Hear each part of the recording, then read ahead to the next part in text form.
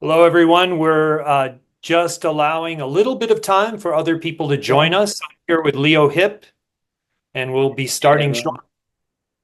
Oh, yep. There's the participants number jumping up there. At first I didn't see that screen and I was like, is it still just us here? But I'm seeing some other folks now. That's great. Yeah. Awesome. Yeah, looks like that number's like if you didn't hear Scott and you just joined, we're just gonna be waiting a few more minutes before we get going to let people trickle in. But we'll get going a couple minutes past the hour here. So just let everyone join and So, Leo, I know that you have a pretty extensive background in Nordic skiing, cross-country skiing, I and sure that's do, something, yeah. yeah, something I really love as well. Do you have any plans for any particular trips or events this coming fall and winter, or winter, I Yeah, guess? with the relatively recent move to Boston, this will be my first winter outside of the Midwest. So yeah, I have some plans to try and get up into some of the greater New England area, and then hopefully get back to the Midwest for a couple bigger races like the Birkebeiner and maybe the Nokemanon, which is in the same town I went to college in. So, what about you? Yeah, I'll go to the Berkey as well. It's Awesome. exciting for me to hear that you're in New England because that I have a real fondness. I grew up in northern New York and did a lot of Awesome. skiing around New England. There's just some great stuff there. I used to work at Dartmouth College for about 7 years as a professor there, and just some amazing skiing. So I'm excited for you. We can trade some notes off screen sometime. Yeah, we should. We need to, yeah. But yeah, it'll be fun to explore winter in a new environment and new place. So looking forward Maybe to we that. can meet at the Berkey. That would be awesome. Yeah, I really hope to be there. All right. So yeah, Well, I yeah. think we probably at a point now where we can get rolling. Would you like to Yeah, take? for sure. Yeah, hey everyone. So my name is Leo Hipp. I am a performance physiologist with Human Powered Health. And today we're going to be doing a webinar hosted by Humango and Human Powered Health, going over kind of the science of suffering and that mind over muscle concept. So Scott and I are going to be chatting with you a lot today. You're going to get to know our voices really well, and hopefully the content as well, right? So we are going to spend the majority, the first, 40 minutes or so going over our presentation and then open up to a Q&A after that, where we will also have moderators answering specific human go and human powered health questions as this is going on. But just a little bit about the webinar today. So today we're gonna talk and teach you about how the brain can be employed, really as a tool to push yourself, and um, how we want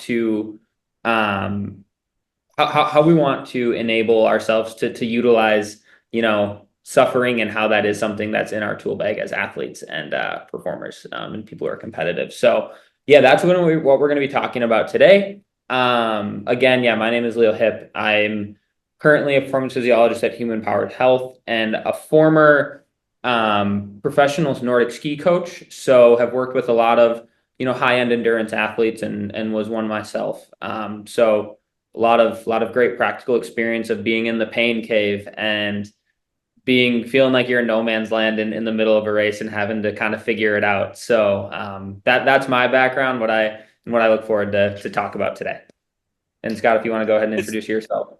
Yeah, that's great, Leo. I'm excited to work with you on this. So I am Scott Frey. I am a PhD in cognitive neuroscience, and I spent the last 30 years of my life running a laboratory where we really looked at the relationship between the human brain and performance. And starting in January 2023, I decided to change it up. And I'd been doing, as a lab scientist and professor for those 3 decades. And I was really eager to marry my interest in cognitive neuroscience and brain science of performance with actual in the field athletics. And so, what you're going to be hearing today is some of the science that I use when I'm working with athletes in my new capacity through my business, Cerebral Performance, where I'm working with a number of athletes in triathlon and Nordic skiing, running, cycling. and trying to figure out how we can take brain science and apply it to improve performance. And if you think about sports science in general, you probably don't think about brain science first. And yet, as you'll see today, the brain is really critical to getting the most out of ourselves. So we really have three objectives today for this webinar. And the first is we want you to get a better understanding of the role of the brain in a particular kind of pain called exercise-induced pain. It's that kind of pain that we've all experienced when we've been in a hard workout or in a competition and we're pushing ourselves. And we're going to dig into that more deeply, and you'll understand better by the end of this webinar how the brain creates those sensations and also some practical ways that we can work with it. So in addition to thinking about like the science of exercise-induced pain, we're going to get into a discussion about how we utilize that pain signal that we're getting, how it's created in the brain, and how it's used to adjust our pacing, how it influences our performance, and the factors that actually affect that pain perception or that exercise-induced pain that you experience. And then the final part, maybe the most important part for all of you, is that we're going to share 5 actionable strategies that you can use right now without changing your level of fitness to go a little deeper and get more out of yourself, wherever you are in terms of your performance journey.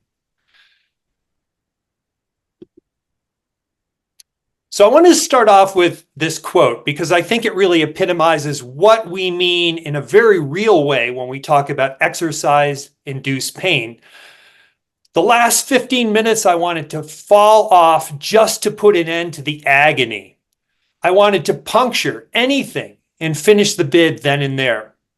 That's a great quote by Filippo Ganna. Those of you who follow World Tour cycling probably know Filippo Ganna as Olympic medalist. He races for Team Ineos Grenadiers, and he's also the current holder of the cycling hour world record on the track. He's an absolute beast. He can pump out ungodly amounts of wattage, and that's what it took to set that hour record. And even somebody as amazing as Filippo Ganna, genetically gifted, trained with the latest science, experiences the same phenomena that you or I also experience, exercise-induced pain. And one of the things that separates someone like Ganna from the rest of us is the ability to tolerate that pain. It actually makes a big difference. Let me give you an example. If we were to bring a high-level athlete into the lab, or if Leo was to bring an athlete into the lab and have them do a max test, obviously, that would require them going very deep, right? By definition, it's pushing to your maximum effort. It would be pretty horrible. And any of you who've done that probably can vouch for that. I know I have. What's fascinating to me as a brain scientist is that we could take those same athletes and bring them back to the lab again after they've had time to rest and recover from that max effort, and actually get more power out of them in a better time simply by administering a stimulant that doesn't affect their muscles at all, but just affects their central nervous system, the brain. What we think is our absolute max is something that is not truly a physiological limit. And I'm not saying here that we don't have physiological limits, and Leo could talk very extensively about that. But what I'm saying is that the point of muscular failure alone is not what limits your performance. There's something more pliable here, and that something is how we tolerate pain. And that is a phenomenon that is controlled by your brain. It is not a fixed limit. And we can actually learn to take advantage of the factors that affect pain tolerance in ways that can make it an asset rather than a liability. Yeah, I think the lab at Human Powered Health, where we get to do maximal effort testing or maximal exertion testing on individuals, is it is very eye-opening to people who maybe aren't used to pushing themselves in that capacity versus people who are so highly trained athletes. And one of the parts of doing testing with people isn't just to make them hurt, but it's actually to use that educational component of, well, suffering or pain can actually be an asset that we utilize when we learn how to push ourselves. And it's something that folks who are highly trained, let's say race competitive, they typically have dabbled with that, right, Scott? But people who maybe haven't, we can actually use that as you can use that as um, something that's going to help you when you do race and something that we want to train and so that you can tolerate successfully. So that is something that I noticed as a coach of high level endurance athletes. They're used to that and expect it. And then people now who I get to work with across the spectrum of super high level endurance athletes to people focused on longevity is that we get to induce this educational component around suffering and how it can kind of be our superpower a little bit. Yeah, that's so interesting. And this notion that what we might think of as a strict and absolute physiological limit being assessed in one of those tests is something Yeah. much more pliable and dynamic. And so the Yeah. things you're describing, the learning, the training, the experience really do have a role to play here and getting more out of ourselves right now without any additional fitness. Exactly. So this is a great picture. It's particularly special to me because it's what inspired me to get into triathlon in the late 1980s. I'm a bit old, as you can see. Um, this is the epic battle. If you don't know about the history of triathlon and you're here, obviously, because you're interested in this topic of suffering, I strongly recommend checking out some of the YouTube videos of the 1989 Hawaiian Ironman World Championships, which basically was a shoulder-to-shoulder battle between Mark Allen in yellow and Dave Scott in white. Throughout the swim, throughout the ride, throughout the marathon, these guys were tied together. At the time, they were the two best triathletes in the world. They had been trading wins for years. And this kind of coalesced into these two guys finishing the race separated by a mere 58 seconds.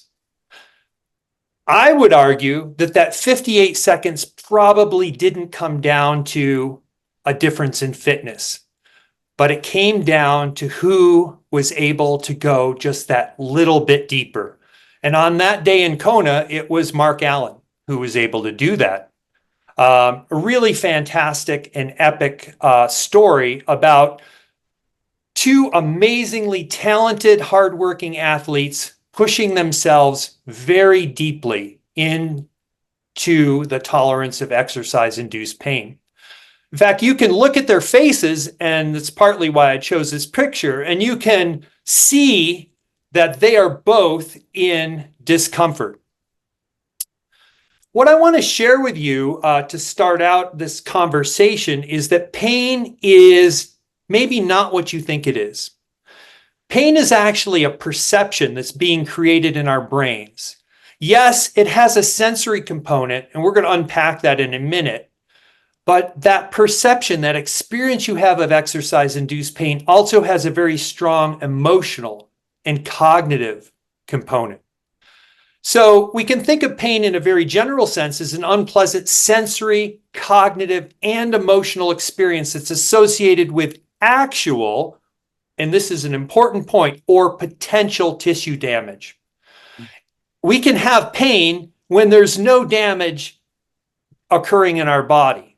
In fact, a lot of the time, pain acts as a warning signal. And that warning signal is highly dependent on the context that we find ourselves in. It's a very different experience when you're having pain running down the King K Highway in Kona in a race than it would be, sitting at your desk. It's highly contextual. And that actually is one of the levers that we can start to use to get more out of ourselves. More on that in a minute. So, exercise-induced pain is the particular kind of pain we're talking about today. We're not talking about the pain of a twisted ankle or a blown rotator cuff or anything like that. That's a different matter. We're talking about the kind of pain that acts as a warning indicator, but not as a sign of actual damage to your body. It's an interpretation of that incoming sensory information that's coming up to the brain via the spinal cord. And it's that spinal, there are privileged pathways in the spinal cord that are carrying signals from the muscles, the working muscles, that are the sensory component of that pain. When your muscles work hard, there's an increase in the concentration of a bunch of different chemicals, and some of them are noxious metabolites. Things like bradykinin. There are changes in levels of hydrogen that are associated with acidity. There are even changes in things like prostaglandins, potassium, and even serotonin. And when those levels reach a certain point, they stimulate these very specialized sensors that exist in the muscles called nociceptors. They're pain detectors, and they have privileged responsivity to detection of harmful changes in things like chemicals, inflammation, temperature, acidity, pressure, and so on. They send signals up the spinal cord that reach the brain and are registered there in places that are involved in perceiving sensations. First the thalamus, then the sensory cortex, and so on. So yes, those ascending signals from those pain detectors are stimulating areas of the brain involved in sensation, but that's not all. And this is a very important point. Those signals also activate a bunch of structures that are involved in emotion and fear, like our amygdala. You may have heard of the amygdala. That are involved in other areas like the anterior cingulate cortex and our big prefrontal cortex, in our insular cortex. A lot of jargon there. But the point is, those are areas that are involved in emotion. Those are areas that are involved in thought. Those ascending pain signals coming from the muscles and through the spinal cord are being interpreted in the context of emotion. They're being interpreted in the context of thinking about, have I been here before? Leo was mentioning the role of experience in learning to tolerate pain. The reason that experience matters is because of those cognitive areas of the brain that are involved in the interpretation of what do those signals mean? Am I really in danger here? Are there things I can do to mitigate this? And that's a really important point. And you'll notice here that this is a two-way arrow, right? So not only is information coming up from the body to the brain, but that interpretation of pain that's being constructed in the brain actually has the capacity to influence, either amplify or diminish those ascending sensory signals. And that's why I've drawn this as a two-directional highway, right? So that is really important, because if we want to get on top of exercise-induced pain and make it an asset and not a liability, the key to doing that is to work with the cognitive and emotional dimensions of pain that we do have control over. Those sensory signals that are coming up, they're happening, right? They're built into us to protect our bodies from harm. But how we interpret those signals, how we respond to those signals cognitively, emotionally, and behaviorally, those are the things that we do actually have control over. And that's what getting on top of exercise-induced pain is really about. I wanted to bring in a little example here from some research, and this is just kind of illustrating to you how our perceptions of pain vary with different types of work intensity. So I was saying that exercise-induced pain comes about when we start to accumulate certain noxious chemicals or metabolites, the results of often of anaerobic energy contributions or anaerobic metabolism, which Leo could tell you tons about, right? I'm a brain guy. Everything for Yeah. me happens from here up. And the beauty of what we're doing here is we're putting our two worlds together, because Leo's world is mostly from here down, but we both need each other, don't we? Yeah, Uh, we sure do. so when we start to accumulate these metabolites is generally when we start to rely more on anaerobic metabolic contributions. And of course, many of you will know that's going to be very dependent on how hard we're working. So this graph is just of some data pulled together from a bunch of different studies and in kind of a meta-analysis by Ionetta, and looking at people who were working on a cycling erg at different levels: extreme intensity, severe intensity, heavy intensity, or moderate intensity.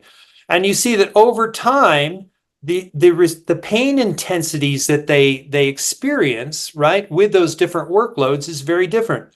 When you're working extreme intensities, man, it begins early and ramps immediately, right? Very steep slope to that pain experience that people are having. Compare that with working at a moderate intensity, where over time there's a graded increase, gradual, of a person's exercise-induced pain, those sensations coming from the muscles. But then there's a deflection point where, woof, beyond there, it starts to get more intense. And as Leo could certainly vouch for, Yeah. even when we're working at moderate intensities, there's a point where we tip over. We exceed our critical intensity or critical power, and we lose that homeostasis, and we start to accumulate these metabolites. Did you Yeah, want to say something, Leo? I think there's just 2 points I'd love to make based on this. And one is I love the idea of embracing, exercise induced pain. I like that term because that means that we are knowingly inducing pain, right? So we're becoming comfortable with it. And when you think about, let's say, I'm sure a lot of people in this chat and webinar have relatively structured training, right? So what that is you can look at that as how much pain are you trying to induce at different points, right? So if you're saying, okay, today's a very easy long ride, that's going to be a low pain or non-pain inducing activity. Whereas another day is going to be we're doing a really hard threshold workout or race simulation. Okay, today we're doing high pain inducing and exercise intensity. And I think it's really helpful as athletes to embrace that, because then you're not afraid. And this is what this all comes back to, is then come race day, when you know there's going to be pain involved, you've already knowingly induced and dealt with that in your training. And I think I also like to look at this graph that's on the screen, because this is a cool one to think about. If you had to go 3 minutes as hard as you could on your bike, right, or on the treadmill, which we had our professional cycling team do in the lab, and that was pretty cool to look and see what they did for 3 minutes on their bike, versus, let's say, 3 hours, right? And you're going to see much different curves and time to high pain intensity. And I think it really helps to kind of think about those things as we're chatting of, well, how does this apply to what I go and do on a day-to-day or week-to-week basis? Because those are those little gaps that we can bridge, right? So that you can take this home. And things that we work on, whether it be in the lab or in my past experience, whether it be as an athlete or as a coach, is, okay, today we have to induce quite a bit of pain to get that right, the correct stimulus. I love it. And what I think is really neat about this is it's really the intersection that we want to be hitting here between the subjective experience that the athlete is having that we can measure, and we'll talk about that in just a minute, and that really tracking physiological processes that you track in your labs at Human Powered Health and at other places. So this tracks things like gaseous exchange. This tracks critical power to some degree, critical intensity, and so forth, where we're starting to switch between energy systems. I love it. Great stuff. All right. So why should you guys care about this? It's probably a little bit self-evident to you already, right? But you might be thinking to yourself, okay, well, that's all cool. You guys are science nerds. I appreciate that. There's a role for that. But there's some real practical stuff here too. So here's a study that I like to refer to when I'm explaining to people why it's important to care about exercise-induced pain and try and leverage your ability to tolerate it. If we look at a cycling time trial, we love looking at cycling because we can measure power, right? It's an amazing opportunity to really quantify the amount of work that someone's doing, along with psychological and other physiological variables. Peak power output, at least we're referring to one study here, but I think, Leo, you can tell me if you think this is generally accurate, accounted for about 75% of performance in this study on elite cyclists, right? That's a lot. And there are other things in addition to peak power that we could be measuring here. But that's a huge amount of performance being accounted for right there by how much power these athletes could produce in just a peak power output sort of situation. Interestingly, to the brain science guy, the ability to tolerate exercise-induced pain accounted for an additional 7.5%. So you might look at this two ways. You might say, well, that's only 10% of the amount that was accounted for by their peak power. You're right. You should be training your peak power if you want to be better at cycling time trials. But don't leave 7.5% performance on the table. Think about yourself. How hard do you have to work to get a 7.5% improvement?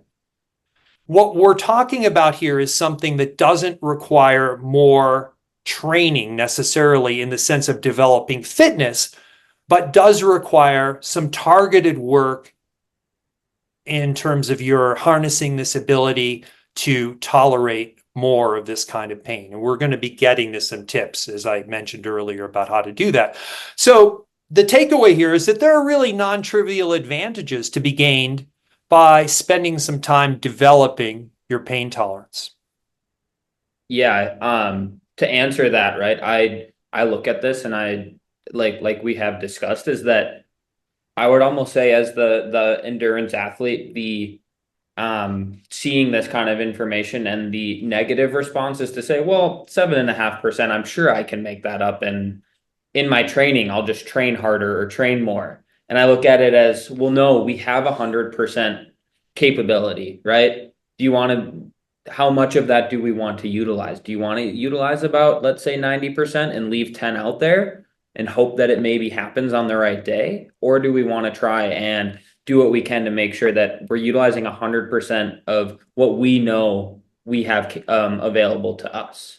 And it's a two-way street, right, Scott? It's not, well, I'm not going to do any training because mentally I'm really tough. And it's not, well, I'm not going to do anything that's going to challenge me cognitively, and I'm just going to only train and get better, and so I don't have to deal with the pain, right? There's an in-between there. Yeah, we got to have both. And as Filippo Ganna was acknowledging in that quote, in a sense, or at least how I read it, we've got to have the head and we've got to have the body. Yep. And the more that we develop both, the better we're going to perform. Yeah. All right, my 5-zone model. I wanted to share this with you. So exercise science colleagues, you probably have 5-zone models. I know in my own training, I work with a 5-zone model for heart rate and power, all those good things. But there's another 5-zone model that's illustrated here in this little cartoon, where the doc is asking the patient, in relation to this chart, how would you describe your pain? And it ranges from please kill me now, which would be like 5, to very mild. I'm showing this to you to make a point. And I've already kind of touched on this. Pain is subjective. And so is how we assess it. We don't really have a pain meter. There's nothing we can put on your head unit on your bike or on your Garmin watch or whatever technology you happen to be using that's going to read out your pain score. Nothing like that exists. I ran two very successful, state-of-the-art, multi-million-dollar brain imaging facilities in my career, the University of Oregon, University of Missouri. We could image the brain and we could see all sorts of amazing things going on in there when people experience emotions and have memories and ideas and sensations and all that stuff. But we don't have some way to peer inside your head and tell what the intensity of the pain is that you're experiencing. It's a totally subjective thing. And I want to reiterate the point again. It's both sensory and this interpretation that has thought or cognition and emotion to it. But just because something's subjective doesn't mean we can't measure it. In fact, psychologists, my original training in psychology as an experimental psychologist was a lot about measuring subjective experiences of how people experience the world, pain being part of that. We can measure these things reliably and validly. In Humango, we have a questionnaire that asks about your perceived exertion. Our first webinar in this series was a deep dive on perceived exertion. Perceived exertion and exercise-induced pain are not the same thing, but those signals about exercise-induced pain, those perceptions that an individual is having, play into that sense of perceived exertion. And so when you take the time to fill out the questionnaire after your workout, you're not just wasting time, you're actually providing Humango with valuable data and providing, if you have a coach, with valuable data that is useful in terms of tracking your effort and your exercise-induced pain. Exercise-induced pain is part of perceived exertion. And here's a point. Memory, human memory, for all things is subject to distortion. It becomes more distorted over time. If you don't fill out your questionnaire soon after your workout, the accuracy of those reports becomes influenced by the things that have happened since. How you're feeling now can distort your memory of how you felt during your workout. So if you want to have good data about anything subjective, record it as soon as possible after the experience. Yeah, I think it's awesome that like Humango is a place where you can start to track that. And I like to say form a relationship with what pain or perceived effort is. And going back, like with a 5-zone model of pain, like Scott, you said you use a 5-zone model to track your training. That's also what we prescribe here in the lab is 5-zone models. You can look at it kind of almost as a 1-to-1, right? If you're doing heart rate based training, we know that 5th zone is going to be a very painful place to be in, right? But we also know that sometimes we need to stimulate that and introduce that into our training and into our racing. It's not just to get fitter, but it's also to perform better and have experience there. And that's where I look at this is it's very two-sided in the sense of you can get when you're getting the specific fitness benefits, you can also be getting the specific cognitive benefits of doing it. Yes, and we can even do better than just developing our sense of exercise-induced pain as a byproduct of our training. Yes. We can even use some other strategies. But before we get to those, I will tell you that if you're here because you're an endurance athlete, and regardless of the endurance sport you're doing, you have a leg up already because endurance athletes have higher pain tolerance and consistently exhibit less fear of pain, emotional reaction to pain than strength athletes. So next time you're in the gym, which you should be this time of year doing a little bit if you're a summer athlete, right? You can feel proud of yourself and know that you probably have more pain tolerance than the person in the corner that's deadlifting some ungodly, ridiculous amount of weight. You're tougher than them in a certain way. And non-athletes, right? We have a leg up already. This is a reflection of the fact that pain tolerance is a trainable skill. It's something that we get better at with time. And yes, we do get better at it by mere exposure through training. but there are things that we can do to improve that. And all of those things come down to this one idea that we can't really reduce those pain sensations that are coming from the muscles, from the accumulation of those metabolites and inflammation and acidity and all that stuff. Our hardware is built to provide those signals. They're important. They're warning signals that keep us safe. But what we can do is take stock of some particular strategies to control how we perceive and respond to those signals by harnessing those emotional and cognitive or thought aspects of pain and using those vis-a-vis those descending pathways to actually modulate the pain signal. And that can go in two ways, as you'll see in a minute. But here are my top 5 ways to make pain tolerance an asset. And these are things that I regularly share and cultivate with my own athletes. The first one is to reframe pain. And Leo already touched on this a moment ago. Pain should be to you an expected and necessary consequence of performing at your best, rather than something to be avoided and feared. In other words, instead of looking at it as something bad, we want you to look at pain as something good. Welcome the pain. In order to pace in an endurance sport, say you're a runner, you're a cyclist, you're a swimmer, triathlete, whatever it happens to be, you need those pain signals. In fact, there have been studies, and it always amazes me that people volunteer for certain kinds of studies, but we did study pain in my lab, so I shouldn't be too mystified. If you bring someone to the lab and you completely pharmacologically block those ascending pain signals with a spinal, kind of a spinal anesthetic, and ask them on a cycling erg to ride a particular duration time trial, they don't do their best. They do pretty badly. When you take that pain signal away, they go till they blow. Their pacing goes completely out the window. You need pain. Pain is your friend. Reframe pain is a sign that you are where you want and need to be.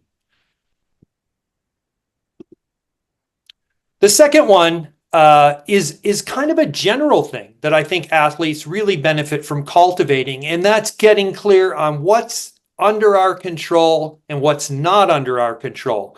And more specifically, this does apply to exercise-induced pain tolerance. So pain signals are amplified when you're stressed and anxious.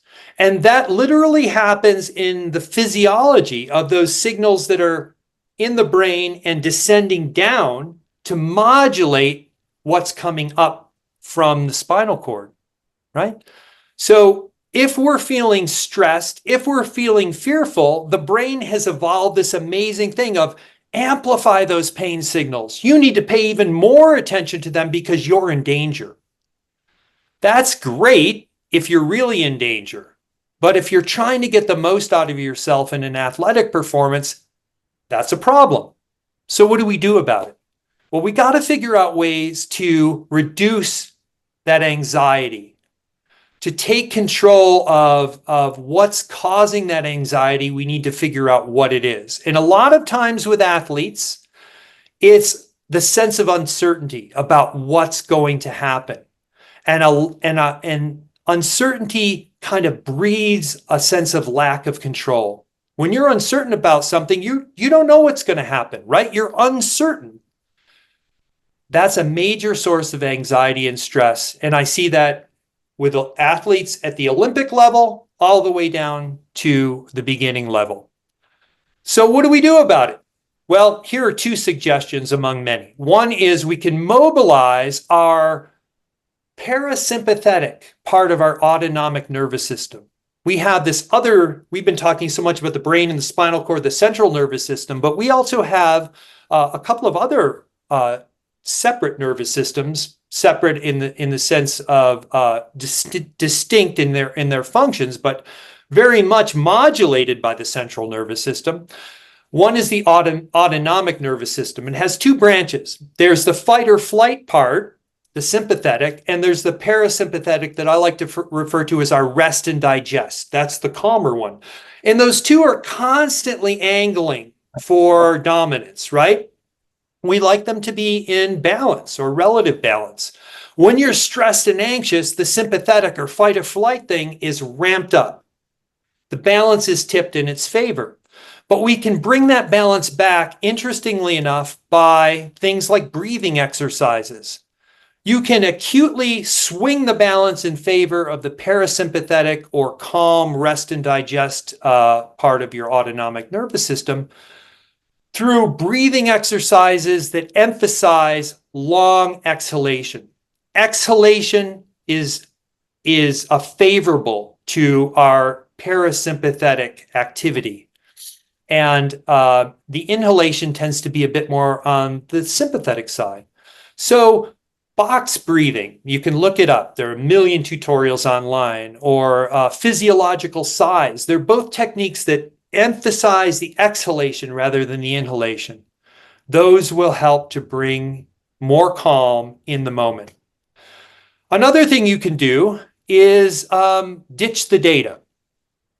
And I don't mean literally get rid of the data, but I mean consider introducing some uncertainty into your training so you get used to what it's like to experience and move through uncertainty. So one of the things that I've had great success doing with my athletes is having them do some of their intervals blinded. And by that, I mean not really knowing for sure how long the interval was going to last. Think about a cyclist. In a cycling road race, if you're trying to stay in the draft of your competitor and hold that wheel, which can be critical to your performance, you never know how long they're going to go before they let up.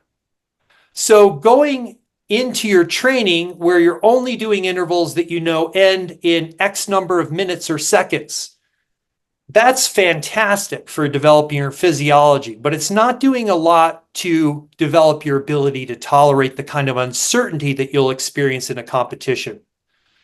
So these blinded intervals are something I use to introduce this kind of uncertainty tolerance. So maybe instead of doing 4 by 4 minutes, a common workout, VO2 kind of max workout that cyclists might do, I might have my cyclists do those 4 by 4, a workout doing 4 intervals that total 16 minutes working in that zone, but some of the intervals will be a bit shorter, some will be a bit longer, and they'll be blinded to which they're on. So it really requires them to hang in there.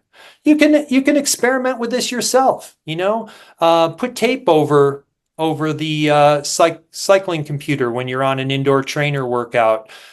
Get clever, try new things, challenge your routine intentionally. Harness your selective attention. So for a brain scientist, we like to use the metaphor of attention being like a spotlight.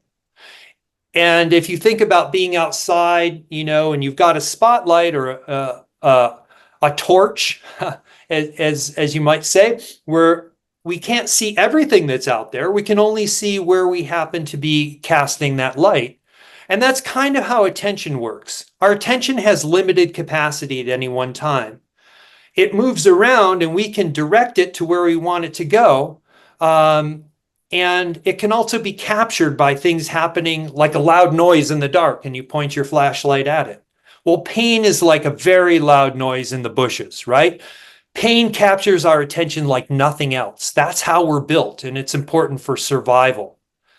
Attention amplifies pain signals. It's like that spotlight. Whatever you shine it on, you can see better. It amplifies your vision of what you're looking at. So if we start spending a lot of time attending to pain in the middle of our race, say, or in the middle of our series of hard intervals, that's going to amplify the pain. It's going to ramp up those ascending pain signals by amplifying them, right? Attention is an amplifier. And divert our limited cognitive bandwidth resources away from the things that we need to be focused on, which are performing well. So 2 thoughts about that. Cue words. Use cue words, have them prepared ahead of time in practice that that you can use to shift your attention away from the pain and back to important things like your form, your technique. A good one is to focus on your breathing. So cue words could be anything. They could be things like high hips, light and fast. They could be relax. They could be anything that works for you. But the point is, we want them to shift the spotlight of attention away from pain and onto things that are performance relevant. The second one is going to sound really odd and you'll get some strange looks, but I promise you it works. We did a lot of brain imaging of people in the lab where they were speaking inside their heads, right? That little voice is saying, stop, you're killing me, slow down, let up, it's not that important. Whatever it happens to be that is going on cognitively when we're pushing hard, when we're experiencing that exercise-induced pain. Well, that internal dialogue involves the same brain structures that speaking out loud does. So if you want to stop that negative loop from going on in your head, just start speaking out loud. And I recommend saying something positive to yourself. Maybe it's those cues that we just talked about. You don't have to yell it at the top of your lungs. All you need to do is speak. You can't be speaking aloud and having internal dialogue going on at the same time. It's impossible because both depend on the same brain circuits. So take control of those brain circuits. Speak out loud. You might also get a little more room in the Peloton if you start doing that too much. So, but you can tell them you heard it here first. Yeah, I found that when we shift focus from the performance and onto actionable things that you know you can control. Personally, I found myself being much more successful in a competition. Also, taking that and it giving it to athletes, whether it be as a coach, hey, we're only gonna during this interval, the only thing you're gonna focus on is something with your form or technique. That tends to lead to a little bit better performance. Also, something interesting in the lab when we're doing a VO2 max, and let's say they're a cyclist, and hey, that just focus, like when the test is getting hard, the first thing I always say is that is good. Embrace that. That's what we need. The second thing is, okay, now when it's getting hard, let's just focus on your cadence here, right? Let's just maintain that and take the pain side out of it, right? And it's pretty shocking the second wind you see people find. I love it. Very, very implementable way of doing it. Yeah. So 2 quick things, and then we're going to open it up for questions. The flip side of this business about attention is in its interactions with cognition is that pain processing is very demanding of executive functions. So executive functions are like reasoning and decision-making and planning, things that are engaged all the time in the human brain. We need them, even when we're racing, when we're doing intervals, all the time. Pain processing requires those as well. The perceptions of pain that you're experiencing are highly demanding on those executive functions. In fact, we can bring you to the lab and we can give you some highly cognitive demanding tasks and then have you exercise hard, and your pain perception will be amplified by having depleted your cognitive resources ahead of time. So what do we do about that? We lighten our load. We try to figure out ways to automate everything we can automate, so we decrease the amount of planning and decision-making and so forth that we might be asking of ourselves in the midst of also having to grapple with and manage exercise-induced pain. And if you're curious about that, you can refer back to the earlier discussion we had on perceived exertion in the prior webinar, because we talked quite a bit about that. And I'm going to give you one last one, and then we're going to get into some questions here. Have a pain appetizer. Warm up your pain tolerance. If we bring someone to the lab and we're studying pain tolerance, one of the things that is highly replicable is that they can tolerate a lot more pain if they get an initial exposure to that pain.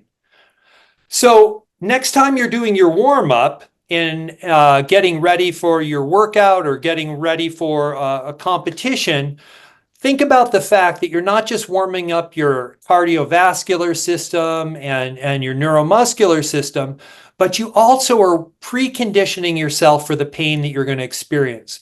And I have ultra runners that I work with. Some of them do, focus on really long distances, like 100-mile distances. And we found success with having them do warm-ups before even long races like that touch on all levels of the discomfort that they're going to experience in their competition. And so we're at a point now. Leo's got a couple of things to mention, then we're going to move right into our question and answers.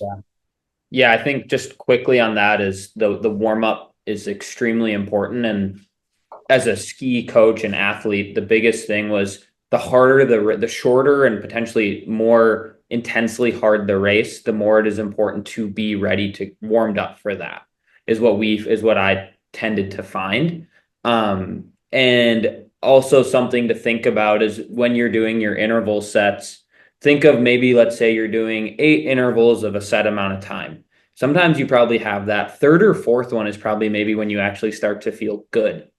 That is because you've had your pain appetizer, right? Even if it's not a maximal pain appetizer. So that expect that and know that's good. And that when you want to perform, think you want to be feeling like you are in that third or fourth interval where you're actually starting to feel really good. So warm-ups for competition are extremely important. For the brain and for the body. I love it. Yep. It's not just to get your heart rate up, it's for it to get that to be ready to go for your brain too.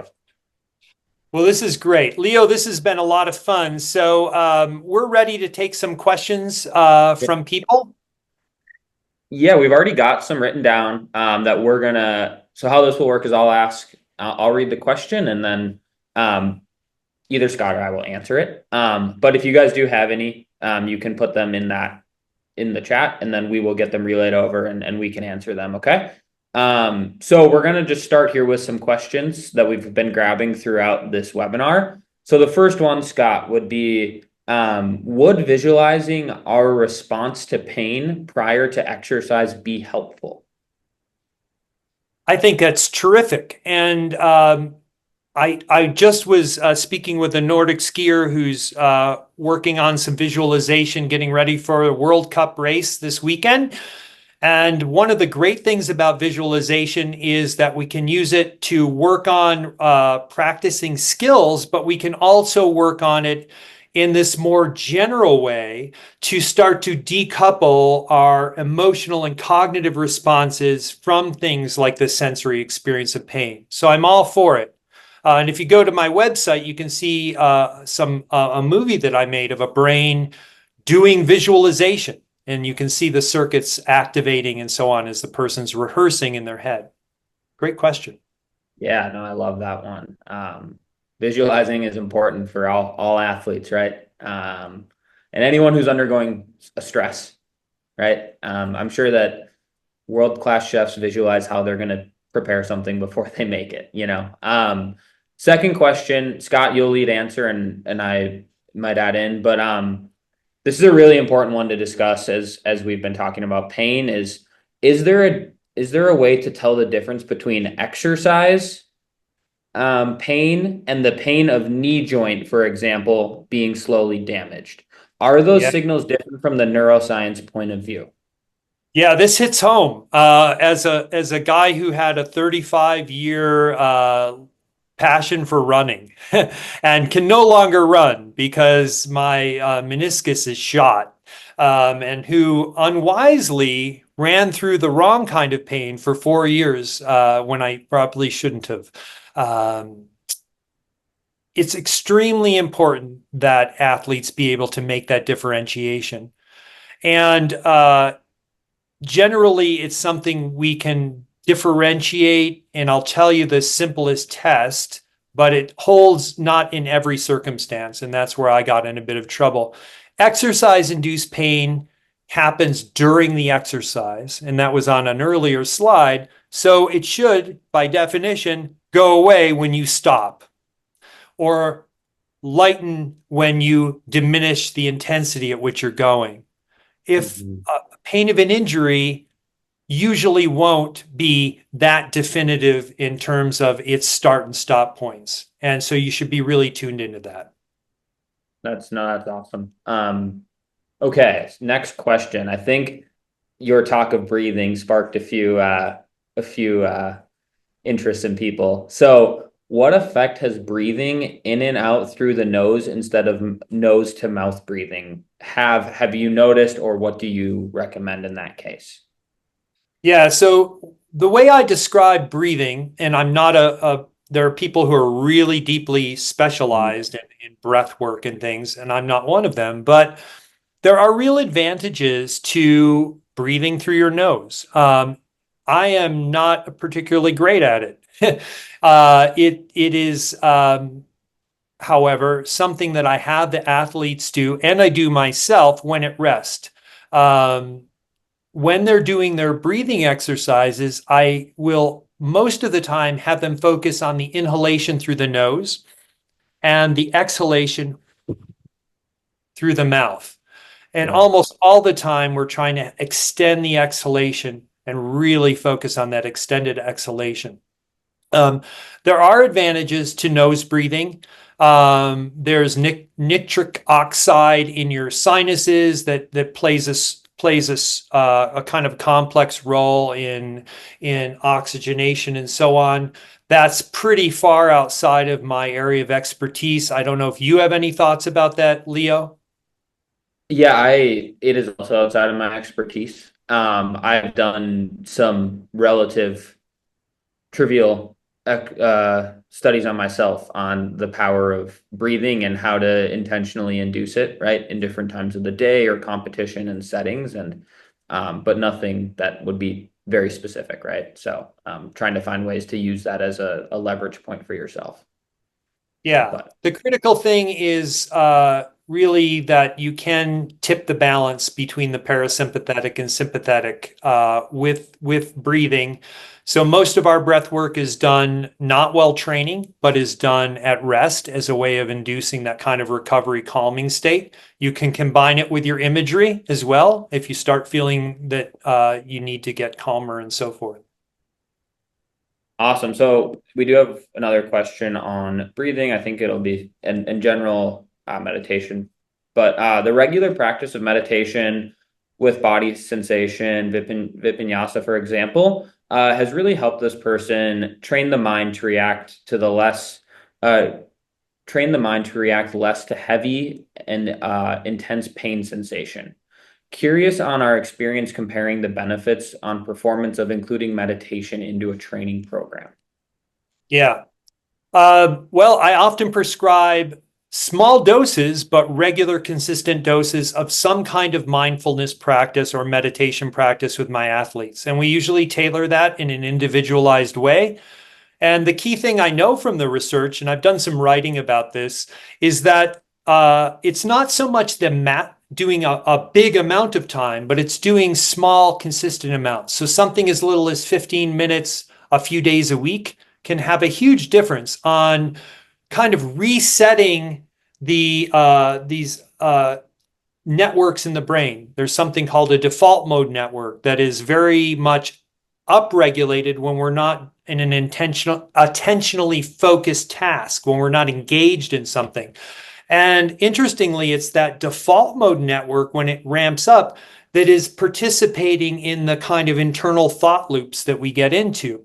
When we do meditation or mindfulness exercises, I like to describe them to my athletes is providing a little bit of space between the thoughts and our reaction to the thoughts. And that reaction can be doing something in response to the thoughts, but also an emotional response to the thoughts or further thinking about the thoughts, getting to a point where you can see those thoughts coming and say, oh, yeah, there's the thought again. Pain is going to kill you. Oh, yeah, there's that thought again, but I don't need to necessarily say, cut my interval short because I'm hearing that. Yeah, makes sense. Quickly would love to do a recap of the actionable items that you discussed, Scott. We Oof. can do that right at the end, or as also is recorded as well. Yeah, I think I might have to just in the interest of time, push that Yep. one to Okay. we'll release the recording for people Totally. um, Yep. just Yep. because we're Great. getting cut. Yeah. Two race specific ones, which is always exciting. So So this person got stung by a jellyfish during the swim of an Ironman and cannot handle the pain and swelling anymore after the swim and 150K bike. What do you Yeah. recommend in doing in such unexpected cases? Yeah, I mean, we're never going to be able to think our way out of that one, are we? That's No. the that's a distinct that's something that is beyond what we're talking about in terms of exercise induced pain. That's a Mm. whole other thing. That's like really a kind of injury. And Yeah. so I think we need to just prepare for everything we can prepare for, have a plan, try to automate what we can, and there will be unexpected times where things get derailed. And that sounds like a pretty serious one. And I'm sorry that compromised your race. Me likewise. Second question, kind of performance specific is, do you know how many percent or seconds in a marathon it is possible to cut off only because of pain tolerance? I don't think anyone can answer that question definitively, but let's Yeah. just play it out as a kind of hypothetical and go back to that study I mentioned earlier with the elite cyclists in the time trial. Imagine that 7.5% of the marathon performance could be attributed to pain tolerance. And let's say you improved your pain tolerance and were able to get a few more percentage points out of your fitness on that given day because you were able to go a bit closer to your physiological limits. You can do the math. I don't know how fast of a marathoner you are, but that could certainly be in the minutes, maybe tens of minutes if you're a slower runner.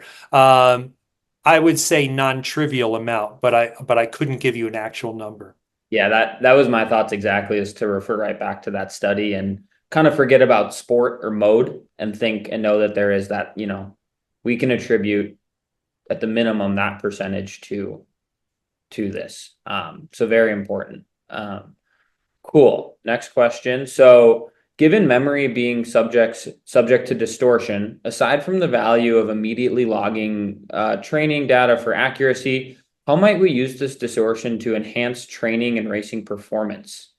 Perhaps manipulation of memory. Well, that's really interesting. I know. Oh, I can tell you that I'm going to pull it back to our topic of pain, just to keep Totally. things close to home. We've done some pretty cool studies of pain perception versus pain memory in my laboratory. And, you go to the doctor, let's take it to the doctor's office. You go to the doctor's office and you fill out your little thing. And the doctor is interested in how much pain you might be in at the moment, but they're also interested in what's your average level of pain. Well, your average level of pain is a very complex thing to think about. It's like your average perceived exertion, for example. You've got to do some pretty complicated mental gymnastics to think about, well, how hard was that at the beginning of my race and at the end, and it probably fluctuated and so on to come up with that number. All of those things are prone to a kind of distortion, and pain seems particularly prone to distortion. Think about it. You finish a race where you've really gone deep. And I know for me, in the last kilometer of that race, I'm thinking, never again. I just got to get through this thing. And then, within a few minutes, I'm like, wow, when can I sign up for the next one? I think I could do a little better. Probably most of you can identify with that. Our memory for pain starts to fade really quickly. It's probably why people have more than one kid, right? Having watched that process play out, I'm thinking, man, most people would have stopped at one if the memory for pain were super accurate. That's an advantage for your performance, that you don't need to have an accurate experience of just how rough things were out there, which could prohibit you from wanting to get out there and do it again. As for intentionally modifying those memories, one of the things we know about memory is there are factors that are predictable in terms of how they distort memory. Every time you retrieve a memory, that memory is prone to distortion. It becomes more plastic and manipulable. And if you retrieve the memory in a positive context, you'll remember the event that you've retrieved next time is somewhat more positive. So I guess we could leverage that, right? By reflecting on our past experiences with training or racing when it was particularly intense in a positive, relaxed, calm environment. Yeah. Interesting. It's an interesting Yeah, question. no, I know. I love that. Really diving into the topic. So here's going to be our last question for the day before we move on to just closing remarks. Um, so the last question is really looking at, is there a moment where pain should not be tolerated? And is there a stop signal? For example, think of repetitive perspective. If you push through the pain, when do you know this is reversing or damaging tissue and body rather than boosting performance? Right. So I'm going to answer this in two ways. The first is to just kind of reflect on the answer that I gave earlier about really the importance of differentiating between injury pain versus exertion or exercise induced pain. That's critical. Those are two very different things. And, you know, if the pain continues when you stop, right? Um, I'm not a medical doctor, so I can't be dispensing any kind of medical advice. But obvious things are like when you've got shortness of breath or pain down your left arm or in your chest, right? Or strange abdominal pain or things like that. This is not exercise induced pain. This is not the kind of thing you've been getting familiar with in your training. So if you start to have extraordinary sensations that are different from what you've been experiencing in your training, right? This is why we need to be training this, another reason why, then that's a pretty good time to say, you know, I think it's more important that I take care of myself and stay healthy. There'll always be another race. And Mhm. we need to tune into that. So I'll leave it at that. Yeah. Awesome. Well, that's going to wrap for the question portion. So just some closing remarks. Scott, if you want to head to the next slide, actually. So really cool thing for being a part of this webinar today is Humango wants to have you participate in your holiday sale, and we would love to see you guys using Humango and starting to utilize some of the awesome features that you can take advantage of by being, you know, a Humango athlete and really taking training and planning into your hands. So they're doing a 30% off annual plans plus 30 days free. That's going to be starting the 7th of December. So just in a few days here. So keep a checkout on your inbox for that to pop in. Would love to have you guys start utilizing that. It's an awesome tool that I've really started to know and love and use myself. And then also, we want to continue to make these webinars awesome for you guys. And we want to make them valuable and insightful and resourceful. So if you could please check the chat, and we'd love to hear your feedback on this webinar. There's a link in the chat to fill that out. It'll take a couple minutes of your time. But again, this is so that we can, you know, best serve you with these going forward and want to continue to improve on our end. And yeah, just want to give a huge thank you to all of you guys for sitting and hanging out with us. You know, you can Thank you. find me, yeah, and you can find me on Human Powered Health and Scott, yeah. Yeah. You can find me over at Cerebral Performance. Love to hear from people. Just you can go there and shoot me a note if you'd like, if you have any questions. And this will be made available to people so you can go back and refer to the actionables. And don't hesitate to reach out if we can clarify anything. Thank you so much, Leo, and the rest of Thank the you, team Scott. who's been working to make this a possibility. We really appreciate all the help. It was a team effort. Yeah, it really was. And if there's any skiers in the chat, which I know there's some, I hope to see you guys at races. And if we happen to notice each other, let's come say hi. Okay. And Scott, I hope I meet you at the Berkey this year. Absolutely, Leo. I'll be way Yeah. behind you. I don't know about that. We'll see. But yeah, thank you everyone so much for taking the time. Bye, everyone. Thank you. Bye, guys.